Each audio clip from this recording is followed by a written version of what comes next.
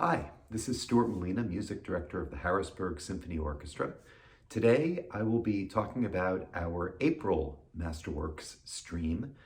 This concert features entirely percussion instruments. Now, before anything else, I want to say two things.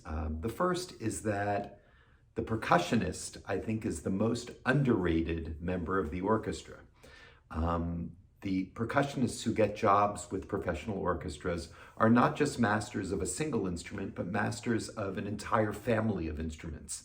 I've sat at several auditions for percussion instruments, and we hear people play snare drum, bass drum, cymbals, tambourine, triangle, and every one of those excerpts is extremely complicated, extremely difficult, and features a completely different technique. And that's not even to mention the xylophone, the vibraphone, the marimba, all of which are keyboard percussion instruments. And so I'm delighted that we're able to present these percussionists so you'll be able to see up close and personal just how extraordinary they are as musicians and technicians. The other thing is that percussion itself is an incredibly wide-ranging family of instruments. It includes instruments that you can scratch, like a güiro, which is a South American instrument that you scratch a gourd.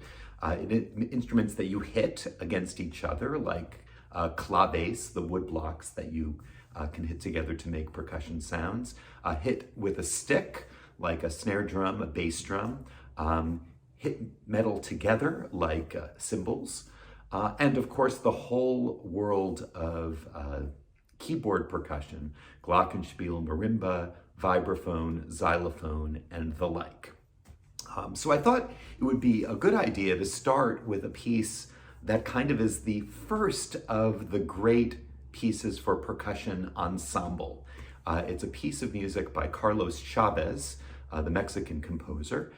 He was approached in the 1930s by the avant-garde composer John Cage, who asked him to create a piece for John Cage's ensemble to play for percussion ensemble. Chavez wrote this piece in the early 1940s, and it proved to be too difficult for John Cage's group. They couldn't manage the sustained drum rolls that he features in the first movement. And so it wasn't for several years later that Chavez's own percussion group premiered this piece, the toccata, for percussion. Toccata is a word that generally means a virtuosic piece with very fast moving passages. Bach wrote toccatas for organ and for keyboard, for example. This piece, toccata, is much more from the Italian root toccare, which means to touch.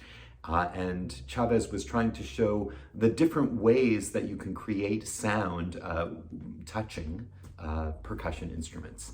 It's in three movements. The outer movements are for primarily non-pitched percussion.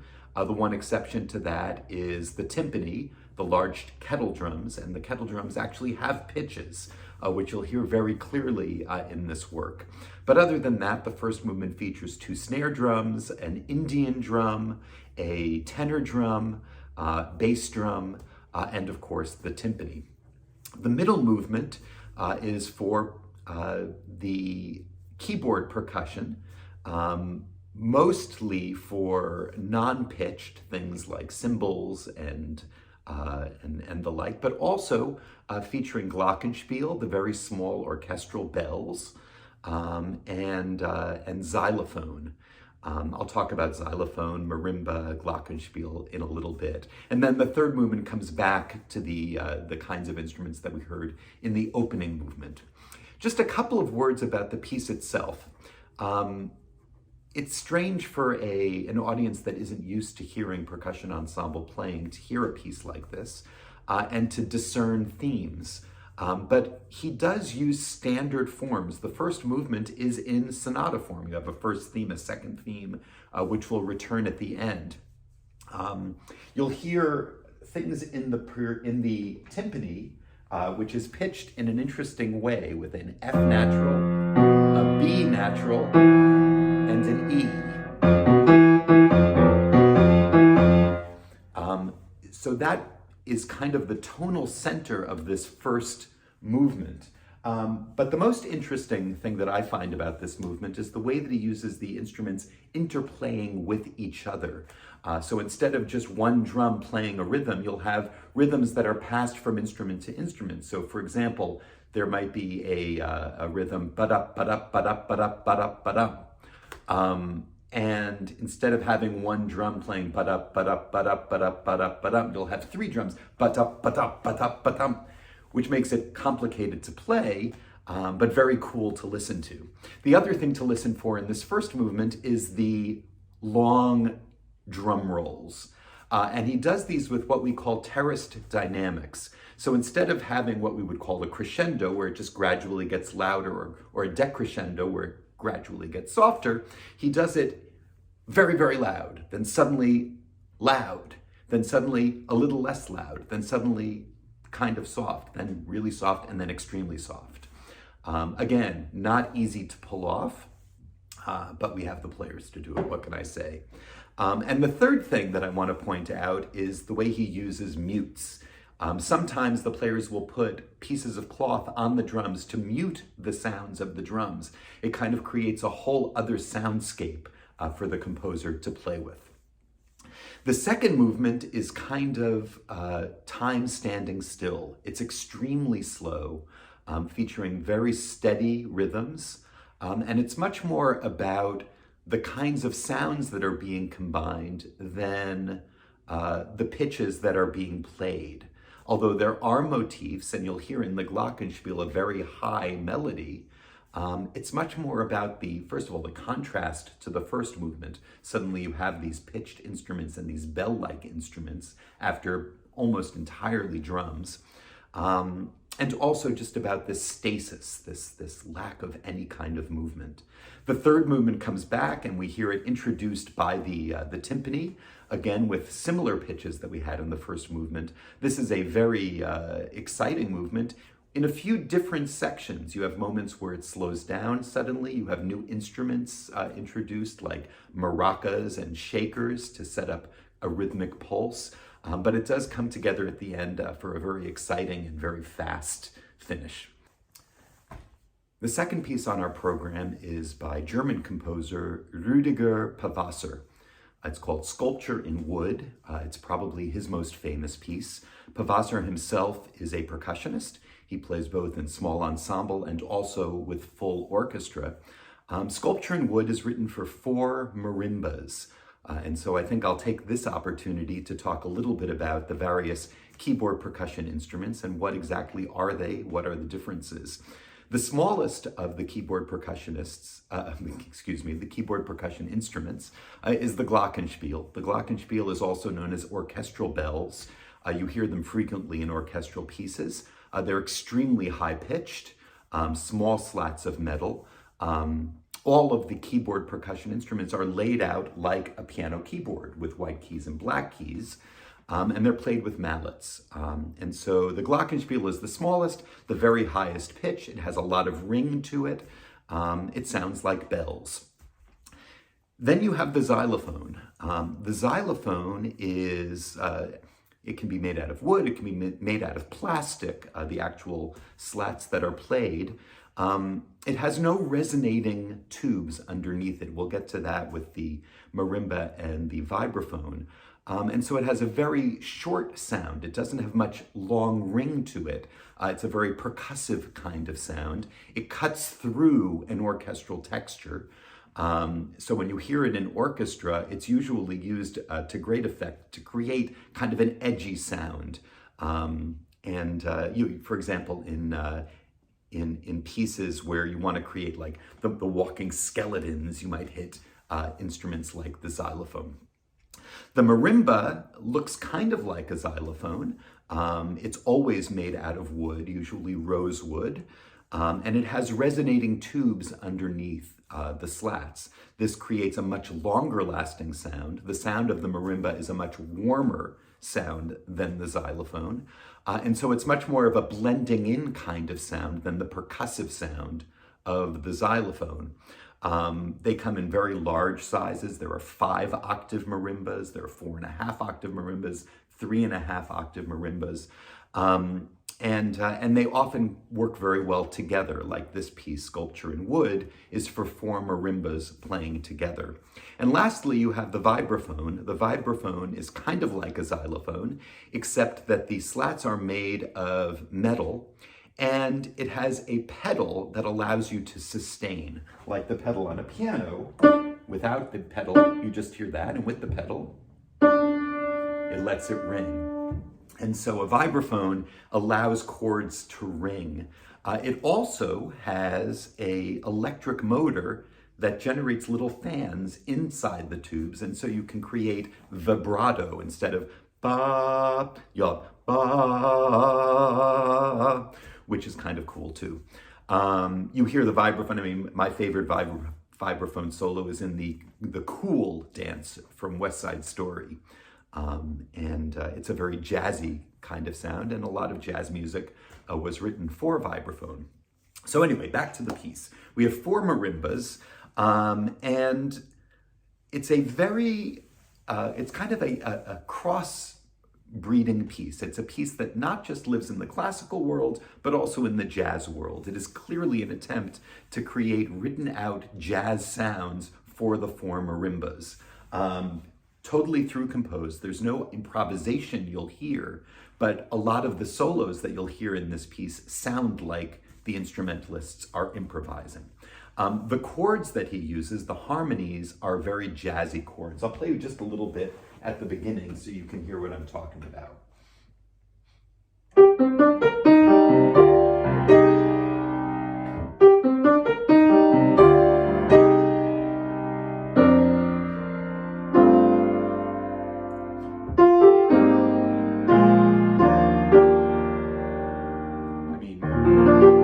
That is a jazzy chord. It actually sounds kind of like it's out of the 1970s or 1980s cool jazz world. And so the piece goes on in this world. Of course, the marimba has this very warm sound, and so I find this a very soothing piece. At the same time, it's kind of dazzling in the kind of playing that he requires of the four players. I think it creates a stark change from the Chavez, which we heard at the beginning, which is very angular. This one is much more curvy and comfortable. Our next piece is a transcription of a piano piece by Claude Debussy. Debussy was, well, we know him as an impressionistic composer.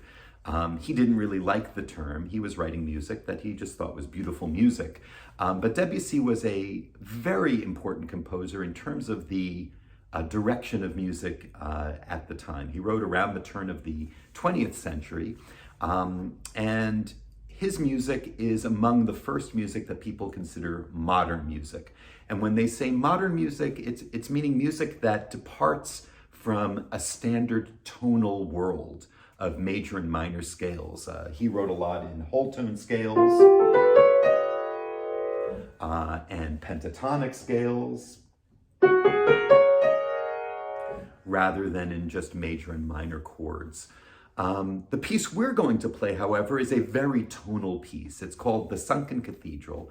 It was originally written as a prelude for piano. He wrote two sets of preludes. This is from the first set, and it's one of the most played of all the preludes. It's very evocative, and in fact, I would say it's fairly impressionistic in the way that it presents this vision of a cathedral underwater that rises from the water in its full glory and then again sinks. What I love about this particular transcription is that it's all done, or virtually all done, by bell-like instruments. And we have the full range of bell-like instruments, from chimes that are hanging to marimba, to vibraphone, to glockenspiel.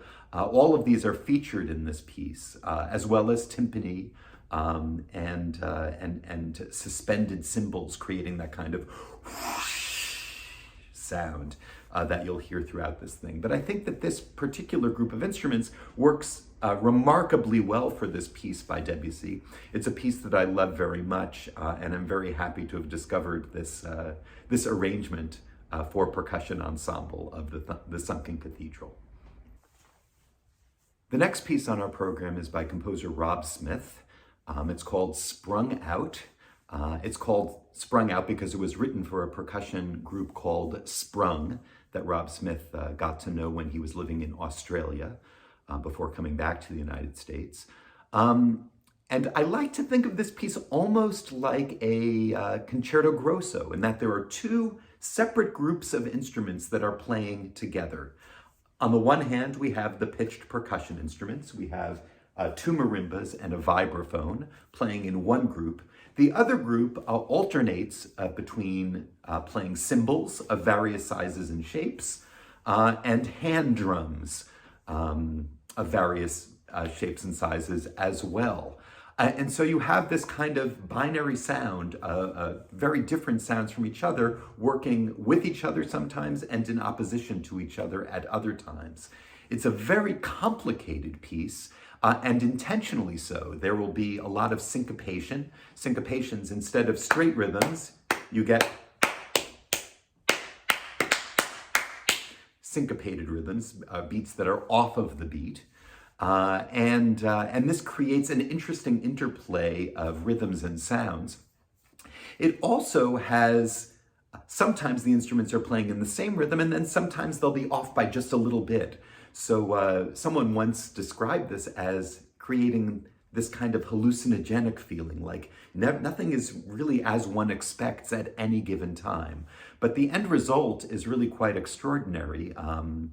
Extremely energetic, extremely exciting, and I think also extremely beautiful. It also is another piece that shows off the incredible virtuosity of our percussionists in this particular ensemble. Sprung Out is a piece that I had never heard before and was very happy to put on this program. The next piece on our program is Whirlwind by David Gillingham. David Gillingham is a composer out of Michigan.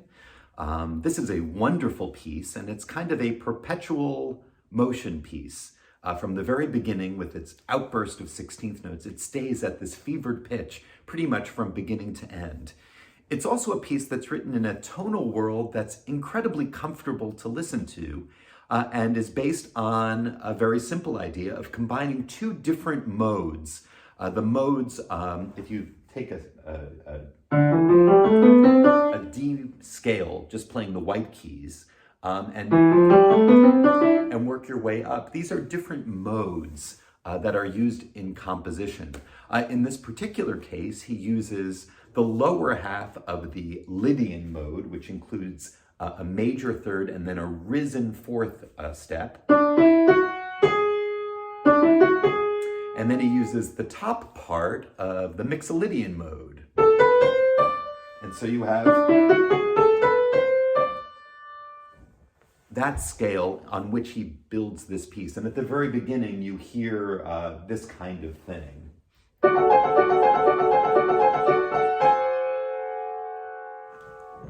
And that's the harmonic basis of this work, Whirlwind.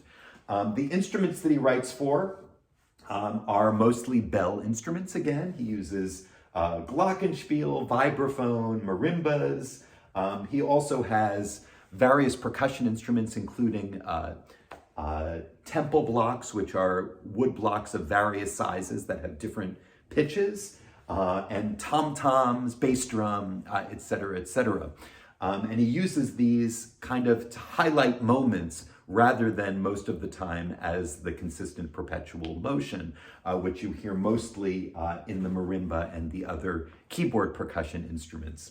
It has beautiful motives. It has complicated rhythms that come in, but it's a piece of incredible energy, incredible joy, incredible elan, and incredible virtuosity as well. I think that it's extremely lovely to listen to, and I hope you'll enjoy it. If you ask your average person, and your average musician, in fact, who George Hamilton Green was, most of them will have never heard of him.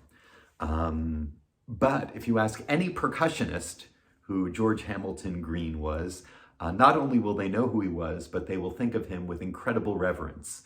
He was a giant in the world of xylophone. We're going to do the next two pieces written by him. the Log Cabin Blues and a piece called Fluffy Ruffles. These are both rags. George Hamilton Green wrote dozens of rags, which featured himself on xylophone. At a very early age, and we're talking at the early part of the 20th century, at age 11 already, George Hamilton Green was being touted as the greatest xylophonist in the world. And he would do concerts for packed crowds playing xylophone, and often playing in ensembles like we have for these two rags. The orchestration, the instrumentation of these rags is the solo xylophone, which of course would be the part that Green would play, accompanied by four marimbas playing the ragtime backgrounds. Just a short word about ragtime. The word ragtime has kind of two derivations. One of them deals with the fact that the people who were playing rags for the most part were not wealthy people, and they were dressed raggedly. But probably the more legitimate reason for calling it ragtime is that it's written in ragged time. Everything is syncopations. I mean, the famous Maple Leaf rag.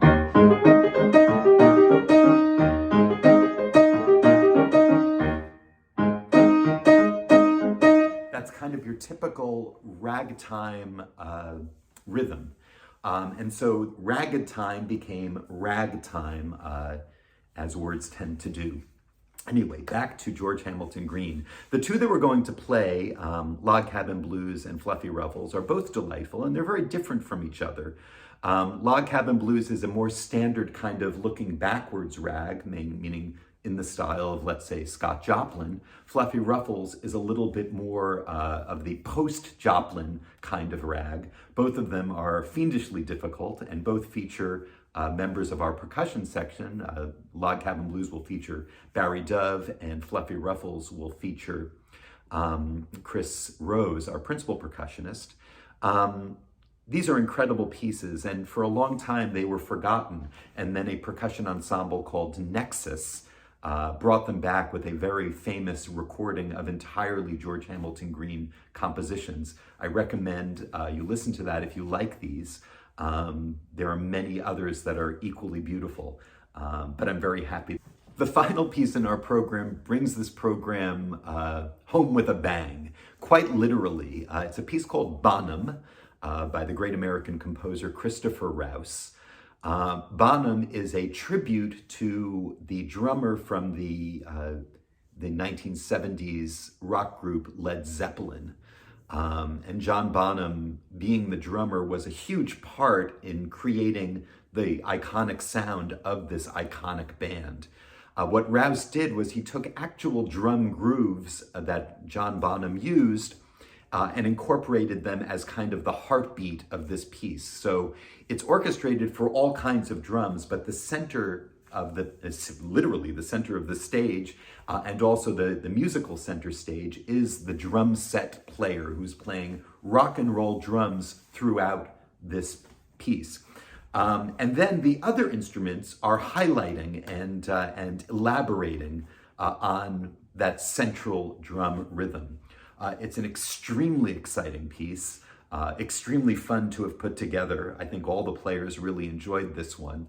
And I think it's an apt ending to our percussion show, in that it really is a little bit more looking forward. We had Chavez to start, very traditional, the first of its kind, and then Bonham, which is looking towards the future, this kind of fusion between popular rock and roll and other kinds of popular drumming and classical drumming. The one thing I will add at the end is one of the feedbacks that I got from members of the percussion section who played this concert was how much they enjoyed doing this kind of playing, because they really don't get to very much anymore. And I say anymore because any percussionist that goes through school, learning how to play drums at a conservatory or at a university, plays in percussion ensemble. And it's a kind of music that's incredibly fun to play, incredibly challenging to put together, but satisfying in its outcome. And it's something that once you get out of school, unless you're playing actually in a percussion ensemble, but rather playing in an orchestra or chamber music, you don't get to play this kind of music. And so I'm very glad to have brought this to all of your attention. I hope you've enjoyed this brief talk about the program. And more than that, I really hope you'll enjoy the incredible playing of our percussionists in this particular concert.